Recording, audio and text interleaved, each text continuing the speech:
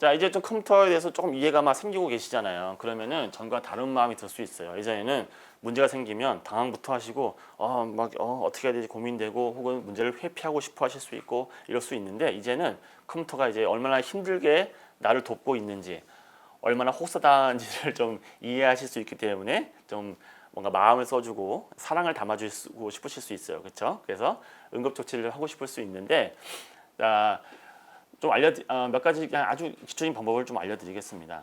옛날 의사들이 하는 방법, 요즘도 의사들이 합니다. 의사들이 진료로 들어가면은 제일 먼저 하는 게 재빨리 눈으로 우리의 안색이나 이런 거 살피고, 귀로 우리의 목소리나 이런 거를 듣고 이미 그거를 해요. 표현을 안 할지 몰라도 우리가 의사 앞에 나가는 순간부터 오감을 활용해서 우리의 그 신체 정보를 습득을 하는데요. 컴퓨터도 마찬가지입니다. 간단한 오감을 이용해서 간단한 어떤 범위 좁히기를 할 수가 있어요. 자, 한번 볼게요. 제일 중요한 게 눈으로 확인하는 건데, 컴퓨터가 이 장치가 문제 생겼을 때 말고 뭘 하다가 뭐 멈췄을 때 같이 소프트웨어적 문제가 생겼을 때는 거의 대부분의 경우 에러 메시지라는 걸 내보내게 돼 있어요. 우리가 당황해서 그걸 얼른 꺼버립니다. 그러면 컴퓨터가 내가 여기가 아파요라고 말한 거를 우리가 그냥 흘려버리는 결과가 돼버리는 거죠. 절대 놓치면 안 되는 게 그런 에러 메시지고요.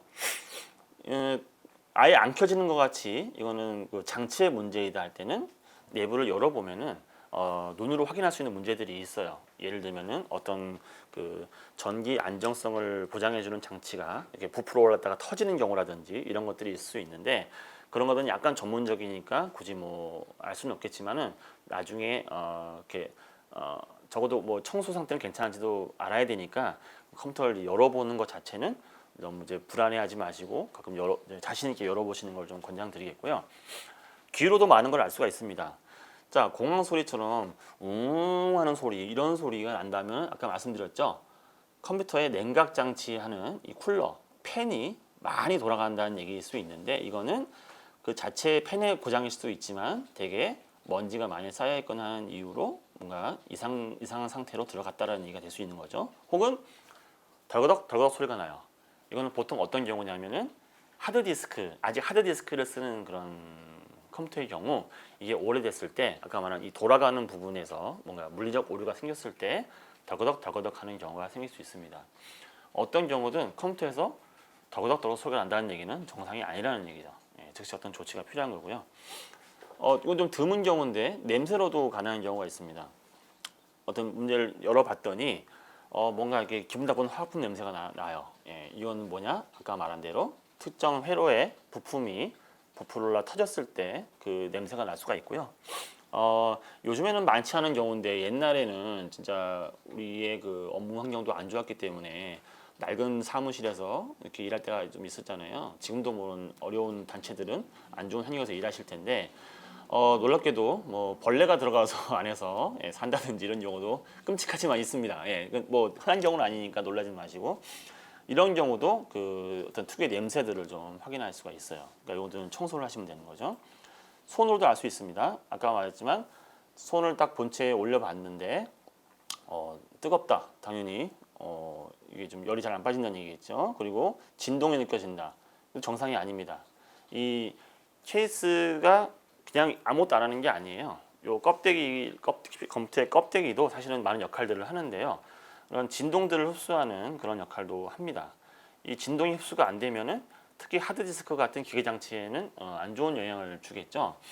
그래서 만져봤더니 막 진동이 느껴진다 그러면 이것도 뭔가 너무 저렴한 케이스를 샀다든지, 혹은 하드디스크의 진동이 너무 심하다든지, 혹은 이런 어떤 설치, 연결 부분이 잘 안 돼 있다라든지 여러 가지 좀 추측해 볼 수 있는 것이죠. 그래서 정상 상태가 아니라는 것입니다. 또 하나, 정전기, 아까 말씀드렸죠? 정전기가 느껴진다. 이건 되게 전기가 불안정한 상태이기 때문에 이 상태를 방치하게 되면 많은 문제가 생길 수 있는 거고요. 이럴 때는 어떻게 해볼까요? 환경을 점검할 수 있겠죠. 그래서 이렇게 진단을 통해서 추측을 해서 몇 가지를 해볼 수 있는데, 그렇지 아니더라도 그냥 공통적으로 해볼 수 있는 것들이 아래의 것들이 있습니다. 네, 청소.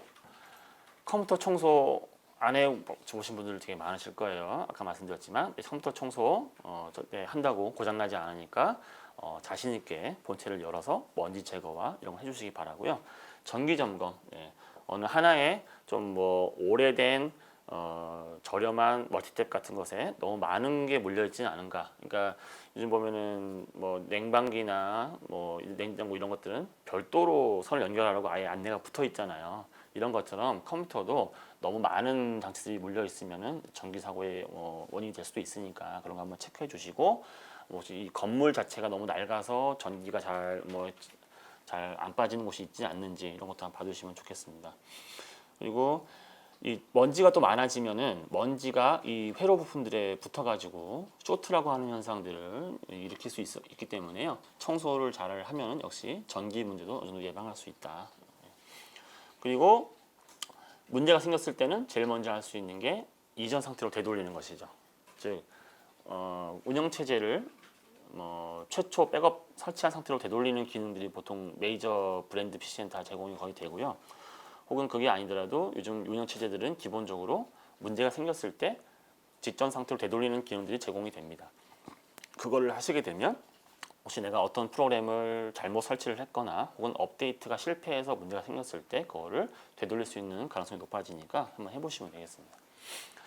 혹은 일단은 문제가 일단 재부팅은 됐는데 뭔가 좀 이상하다 그럴 때 최근에 설치한 프로그램을 삭제를 해보거나 아까 배우신 클리너 같은 거를 이용해서 불필요한 군더더기를 제거하는 걸 해보시고 나면은 많은 경우에 이것만으로 문제가 해결되기도 합니다.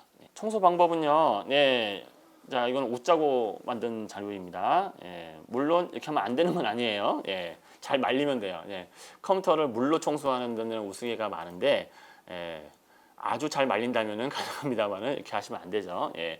직사광선이 비치지 않는 서늘한 곳에서 하셔야 되고 먼지를 제거하는 그런 장치나 그런 스프레이 등을 구해서 하시면 되는데 이때 이 먼지는 중금속이 함유될 가능성이 굉장히 높은 먼지예요.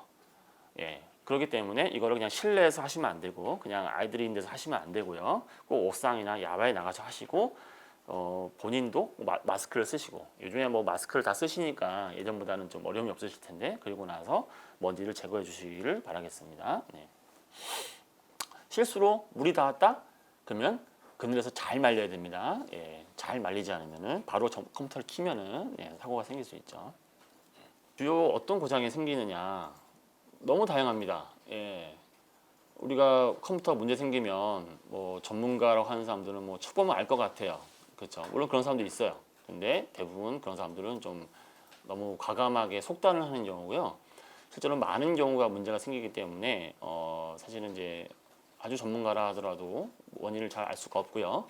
그리고 심지어 어떤 부품의 공급자라 하더라도 사실은 요즘에는 그 부품의 문제를 해결하기보다는 교체해 주는 게 싸기 때문에 그냥 쉽게 접근하는 경우가 많아요. 그래서 고장이 일단 생겼다고 그러면은요, 그거를 사실은 좀 과감한 선택도 좀 해야 되고요.